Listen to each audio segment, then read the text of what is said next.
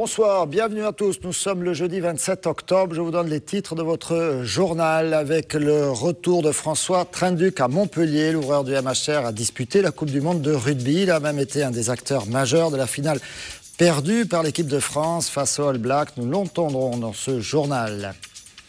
Le 54e critérium des Cévennes, c'est parti. 209 concurrents vont se disputer la victoire sur les routes sinueuses de l'arrière-pays languedocien. Un rallye inscrit au championnat de France.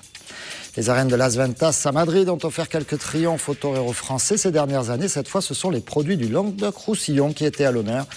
TV Sud y était aussi. Et le titre principal de ce journal, c'est bien sûr l'alerte orange pour 3 départements de la région, les Pyrénées-Orientales, l'Aude et l'Hérault. De fortes précipitations avec des orages s'abattent sur la région depuis ce matin. De très forts cumuls jusqu'à 150 mm à certains endroits sont attendus. Des pluies accompagnées de vents violents dépassant parfois 100 km/h. Météo France a également émis une alerte orange pour les inondations. Une alerte prévue jusqu'à demain, vendredi 22h. Donc limitez forcément vos déplacements. C'est le retour du fils prodigue. Il aura été bien chahuté pendant cette Coupe du Monde. Le jeune ouvreur du MHR, titulaire en début d'épreuve et puis relégué sur le banc avant d'éclater en finale pour finalement échouer à un point du titre mondial avec son équipe du 15 de France. Il est rentré ce matin à Montpellier. On le voit ici à la descente d'avion. Il aura retrouvé les siens, dont son fils Théo, né juste avant cette Coupe. On l'écoute au micro de Julien Lamoussière. C'est sûr qu'on a envie de rejouer, de ne pas rester sur une défaite comme ça, donc peut-être pas dès ce week-end, mais en tout cas, oui, envie en plus d'aider le club qui a quelques difficultés sportivement, donc il va falloir se remettre en selle rapidement. Ouais. Alors comment c'était dur, très dur, oui, c'était long aussi, et j'ai vécu des moments difficiles, mais grâce au soutien de mes proches, de ma famille, même des supporters, j'ai réussi à rester, à garder le bon bout et voilà, ça a été une aventure fabuleuse malgré tout.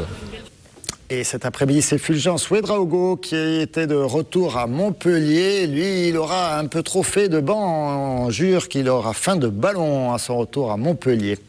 On reste dans le rugby, mais dans un registre un peu plus glauque avec l'affaire Missoup, ce joueur de Toulon condamné par le tribunal correctionnel de Montpellier pour avoir agressé Rémi Martin, un joueur montpelliérain. Hier, il avait fait appel d'une condamnation à 3 mois d'interdiction de stade, mais aujourd'hui, c'est carrément la Ligue de rugby qui l'a condamné à 4 mois de suspension pour, je cite, atteinte à l'intérêt supérieur du rugby. Sachez pourtant qu'il peut faire également appel de cette décision-là. L'année dernière, ils avaient fait la finale au Stade de France, on s'en souvient, c'était face à l'Olympique de Marseille. Cette année, ils ne dépasseront pas le stade des 8e de finale. Hier soir, à la Mosson, les footballeurs du MHSC se sont inclinés 2-1. Résumé, Olivier Roiran. Pas vraiment dans le rythme, les Montpelliérains dans le premier quart d'heure de ce 8e de finale de Coupe de la Ligue. Et même quand ils sont à l'attaque, ça se termine par une séance de cinéma gratuite.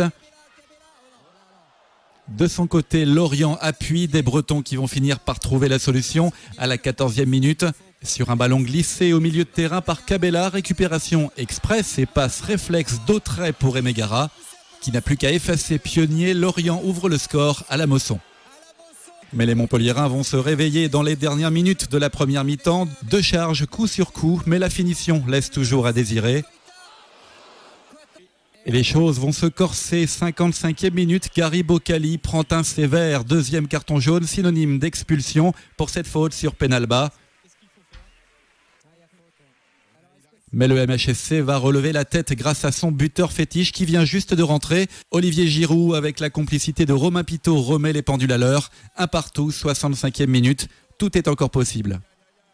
Seulement voilà, à 10, on reste fatalement plus exposé. 5 minutes plus tard, Lorient prend l'avantage. Score final 2-1, c'est la fin de l'aventure Coupe de la Ligue pour Montpellier.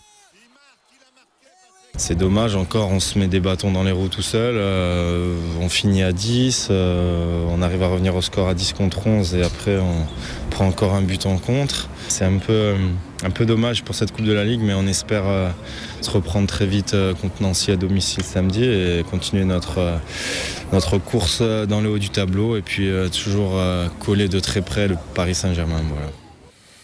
Voilà, effectivement, le prochain match, ce sera face à Nancy. Nancy, lanterne rouge, je crois, de ce championnat de Ligue 1. Et puis, il reste l'autre coupe, la Coupe de France, plus chère encore au président Louis Nicolin.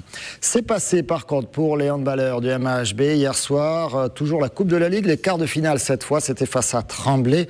Les Montpelliérains l'ont largement emporté. Ils accèdent donc à la finale à 4 qui se jouera à Nantes les 10 et 11 décembre prochains.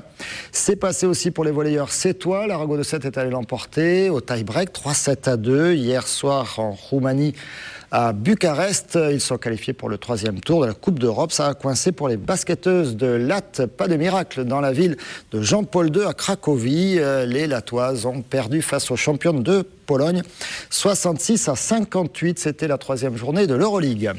Le 54e critérium des Cévennes, c'est parti pour les 209 concurrents. Un rallye inscrit au championnat de France qui devrait encore attirer les foules.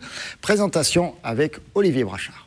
Pour ses 54 ans, le critérium des Cévennes retrouve une seconde jeunesse. Un parcours de 13 spécial sur les plus belles portions des Cévennes, avec le retour cette année de l'épreuve mythique de la Cadière. Le plateau aussi est spectaculaire, pas moins de 12 concurrents WRC et 4 Porsche GT+, dont celle du régional Romain Dumas.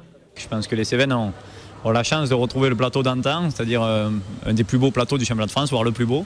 Moi, je suis venu voir les Cévennes quand j'étais tout petit. Tout le monde, se rappelle de la Cadière. Quand on est enfant, ça marque. Mais c'est pour ça que j'essaye de le faire tous les ans, en tout cas, car même si ce n'est pas un rallye adapté, on pourrait dire, pour la Porsche, en tout cas, pour moi, c'est important d'être présent ici. Cet après-midi, au lycée Mendes France, c'est l'heure des vérifications techniques avant la première spéciale de nuit. 209 concurrents sont pressés d'en découdre, mais le critérium des Cévennes, c'est surtout l'avant-dernière étape du championnat de France des rallyes. C'est ma 2e saison en rallye. C'est un rallye qui a beaucoup de particularités car les routes sont très étroites, très sinueuses, qui est très compliqué et qui l'a montré à plusieurs années que tant qu'on n'est pas à l'arrivée, c'est pas gagné. Invité de dernière minute de fortes pluies, la région est placée en alerte orange jusqu'à demain soir. Espérons qu'il n'y ait pas d'alerte rouge comme en 2003. Le rallye avait été arrêté.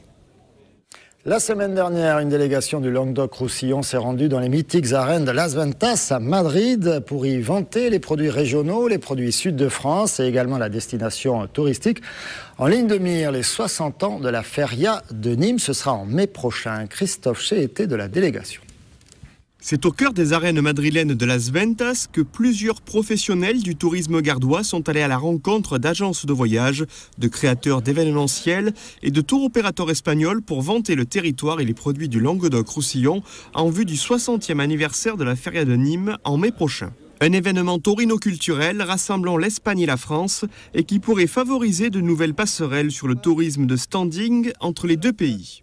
C'est à nous de savoir, en leur montrant que nous sommes très proches d'eux, puisque nous partageons la même passion, les inviter à venir découvrir aussi les autres merveilles de nos terres taurines du sud de la France, à commencer par Nîmes. Nîmes, mais également Beaucaire, représentés lors de ces déplacements madrilènes, font partie des nombreux joyaux touristiques gardois, un département qui compte pas moins de 6 sites classés à l'UNESCO et que le comité départemental du tourisme entend valoriser au même titre que le patrimoine bâti et la culture historique auprès d'une clientèle ibérique. On a pu toucher du doigt des publics différents, à la fois donc des tour opérateurs qui vont nous permettre de pouvoir faire connaître nos produits à travers l'Espagne, mais aussi à travers l'Amérique latine. Ensuite, on a pu donc rencontrer également des agences de voyage qui participent à la promotion de l'ensemble du territoire français et en particulier sur le Languedoc-Roussillon. Une région qui entend profiter de cette opération de séduction pour mettre en avant ses produits culturels et gastronomiques. Des plats concoctés par le chef de l'Imperator que les professionnels du tourisme et la presse espagnole ont pu apprécier et ainsi donner quelques éléments de satisfaction à l'initiateur de ce projet. On est arrivé avec des intentions simples, claires, promouvoir Sud de France, promouvoir tous les aspects de notre destination touristique du Languedoc-Roussillon, aussi bien la gastronomie et les grands crus du Languedoc et du Roussillon. Des premiers contacts qualifiés de très positifs par les principaux intéressés, amenés à se re-rencontrer, cette fois-ci en France au printemps prochain, dans le cadre d'un éduc-tour, afin de confirmer les engagements touristiques suggérés au cœur des arènes de Madrid. La perception en question, c'est l'exposition que vous propose le musée Pierre-André Benoît. C'est à Alès, c'est de l'art contemporain très accessible selon les organisateurs. Découverte avec Julie Brionne et Olivier Carillot. Sculpture contemporaine, abstraction géométrique. Depuis le 22 octobre, le musée alésien Pierre-André Benoît invite le public à se familiariser avec l'art concret à travers une exposition baptisée Perception en question. Perception en question, c'est aux visiteurs de faire le travail et d'essayer de regarder aussi bien ce qui est au milieu des pièces, sur les socles ou au sol, et ce qui est au mur, et de faire son marché, comme on dit, en regardant l'exposition. La moitié des œuvres vient des collections du musée de Cambrai. Le reste provient de prêts faits par des galeries ou les artistes eux-mêmes. C'est une expo qui est très ludique. C'est de l'art contemporain. Alors, les œuvres les plus anciennes datent des années 50. Les œuvres les plus récentes datent de 2010 ou 2011. On est sur de l'art très très récent. Vous remarquez que ce sont toutes des œuvres plutôt calmes, douces. Même si c'est blanc et noir, c'est pas triste. En fait, ce sont des œuvres extrêmement épurées. On a retiré un petit peu tout le superflu pour ne garder que l'essentiel. Dans la peinture, dans la sculpture, c'est quand même le lieu de l'invisible. Donc il faut apprendre à regarder, se laisser pénétrer par ce que veut dire l'artiste. Une très belle exposition et puis il y a une belle réflexion derrière, il y a des belles lignes, des belles formes, il n'y a pas des questions compliquées à se poser, il y a juste à poser son regard et puis c'est tout. Venez donc découvrir cette exposition singulière au musée PAB, tous les jours de 14h à 18h jusqu'au 29 janvier. Apercevoir donc, et ne ratez pas à 20h45 tout à l'heure l'émission spéciale On en parle consacrée à Georges Frêche avec Daniel Sontongin, le maire de Juvignac, et puis également Claude Cougnac, le président de Georges Frêche, l'association. Il y a également Gérard Christol, l'avocat. Morceau choisi. Vous savez, je suis comme Alexandre qui disait l'épée l'emporte sur le bouclier. Moi, je ne connais qu'une défense, c'est l'attaque. Ah, ça ira, ça ira, ça ira, les aristocrates de la Bastille. Ah, ça ira, ça ira, ça ira, les aristocrates, on les pendra. Claude Cougnac, Georges Frêche ne connaissait qu'une défense, c'était l'attaque. Il connaissait surtout beaucoup l'humour. C'était un homme qui adorait rire, plaisanter, raconter des histoires. Ça nous manque. Ça nous manque beaucoup. Parce qu'au moins la politique était vivante avec lui. On rigolait bien. Parfois on était moins bien. Pour lui, il ne connaissait qu'une chose, la sanction du suffrage universel. C'était le seul rapport qu'il voulait avoir. La seule distanciation qu'il voulait avoir. Je travaille et ensuite il y aura la sanction du suffrage universel. C'était ça qui était important. Ensuite, avec son opposition, je vais vous dire, c'était un grand provocateur. C'était ça qui l'amusait. C'était un grand jeu politique. Il n'a jamais eu de haine. 20h45, donc vous avez même un petit peu le temps de regarder du Nicolas Sarkozy en 20h15, ça démarre à 20h15. Voilà, on dit en général qu'on garde le meilleur pour la fin. Je vous propose donc ce grand reportage d'investigation, de l'émotion, de l'aventure, du rire, des larmes, bref, un grand moment de télévision avec le groupe tragique-comique de la Manade Sambiao et le facétieux Nicolas Pinchino. Je décline toute responsabilité à partir de là, c'est parti.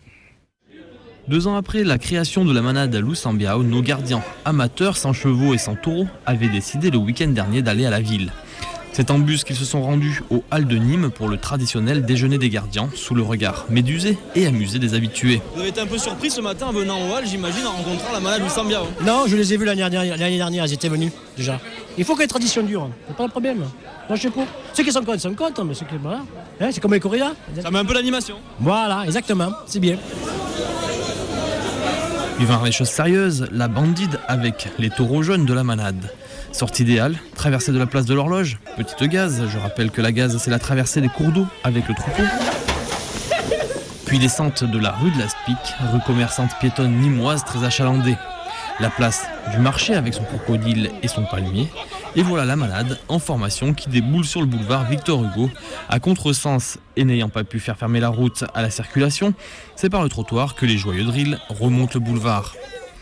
Enfin, c'est à bout de force que le taureau phare de la Manade, le 421, nous offre un dernier saut avant de s'empéguer dans les barrières.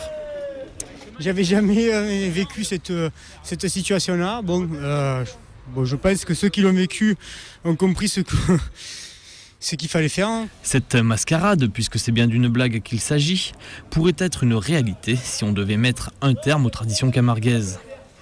L'association La Manade Loussambio, dont le but est justement de préserver le patrimoine culturel de la Camargue, fêtera officiellement ses 2 ans au Sainte-Marie-de-la-Mer le samedi 12 novembre prochain. Et à n'en point douter, le spectacle sera au rendez-vous. Et j'espère, selon la formule consacrée, que vous nous resterez fidèles après ça. Merci le journal, merci d'avoir suivi ce journal. Il est maintenant terminé. Je vous souhaite une excellente soirée à tous sur TV Sud, bien sûr.